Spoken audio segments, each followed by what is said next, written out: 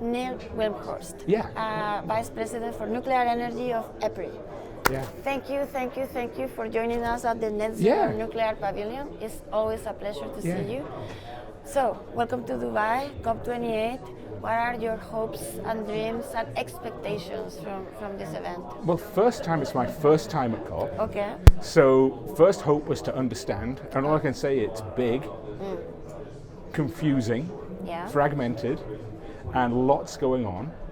And trying, hopefully, to understand something about the process. Okay. And what has actually been really impressive is just seeing how nuclear has kind of come out of the closet almost. No kidding. And the 3 times commitment, it's been very refreshing. After all these years of nuclear kind of staying under the radar screen and being depressed, the lights have gone on. That's for Yeah, sure. yeah. So one of your hopes is to make this real. Yeah. Excellent. So what is, this is your first COP, so Yeah, this is yeah. a question that is maybe not the best, but Yeah. okay.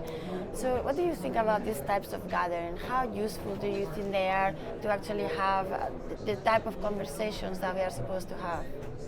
That is a wonderful question, because I've been talking about that with my colleagues, and half of me thinks it's really useful. Half of me asks the question, how useful is it, and what is going to change result these conversations? And I'm still making my mind up about whether the size of this meeting, and supposedly 80,000 people here.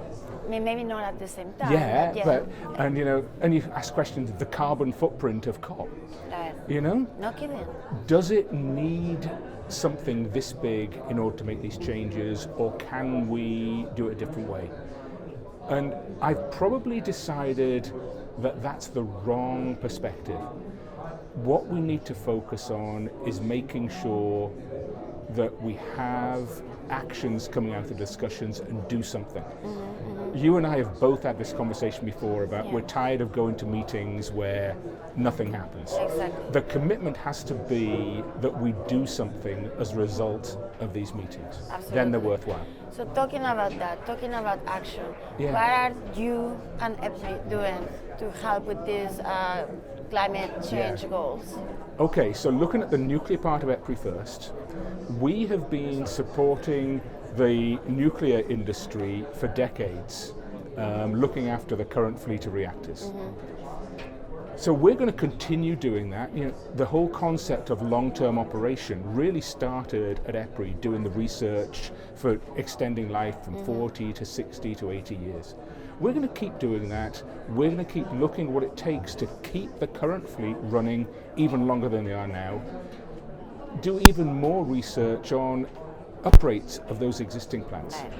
But the challenge I've given my team is, what does EPRI need to look like in 2030? What does EPRI need to look like in 2050 so that we can best support the industry that's going to be there? Right.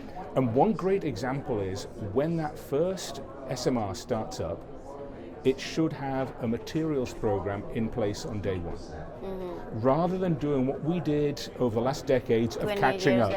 Yeah. So that's what we're doing. The looking to the future, deciding what the future is going to be, and making sure we're ready for it, and making sure that EPRI doesn't have to be the same EPRI as today, but needs to be the right EPRI for 2030, 2050. Well, the right EPRI for this three times nuclear capacity. Yeah. And that's all kinds of things. Like, we're working on artificial intelligence. Right. What can we do for artificial intelligence? Already using it for things like steam generator inspections. Right. So there's so many more things we can do, and we have to think towards the future rather than look to the history. right? I mean, I think we have to do both, right? Yeah. So you, I'm sure, have lots and lots of data, clearly, lots of lessons learned, lots of best practices. So now we are going to take all that and take it into the future. Yeah. The important thing is, though, is we can't be very insular about it. We've got to figure out ways to coordinate with other people and other organizations. Exactly. That's been one of the problems for the nuclear industry for too long. We've all been looking after our own little corner, and we need to be open to changing and collaborating with each other. Yeah, it needs to be a global industry, right? Absolutely. So talking about that, about this global challenges and opportunities. What are your thoughts with this pledge and this challenge that we have been given from 24 governments to triple global nuclear capacity by 2050? I think it's a wonderful pledge, and we shouldn't get focused on the number. We should get focused on it's a lot, and we just need to work hard and do the best we can. Is it a failure if it's double? No. It's certainly it doubles it better than nothing. Exactly. Yeah. And don't forget as well that tripling implies we replace what we currently have.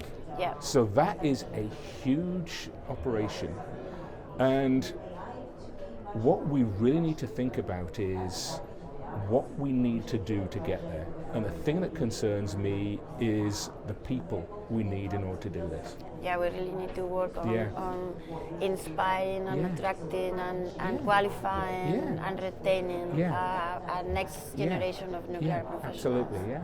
Very cool. Well, I know you are working on that, and certainly we will be working together with you.